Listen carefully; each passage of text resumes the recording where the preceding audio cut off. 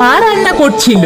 বৌমা দেখে বলে, মা এত তেল? ছেলেও এসে বলে, হ্যাঁ মা এত তেল। মা শুনে উদাস হয়ে যায়। এটা দেখে বৌমা ছেলেকে চুপ করতে বলে। মা মনে মনে খুবই কষ্ট পায় আর কাঁদতে লাগে, কারণ আগে তো মায়ের হাতে রান্না খেতেই সবাই ভালোবাসতো। ছেলে বৌমা বাড়ির পুরনো টিভি বদলে নতুন টিভি নিয়ে আসে। ধীরে ধীরে যেন সবকিছুই বদলে যাচ্ছিল। আজকে ছেলে বৌমা সিনেমা দেখতে যাওয়ার জন্য বেরিয়েছিল।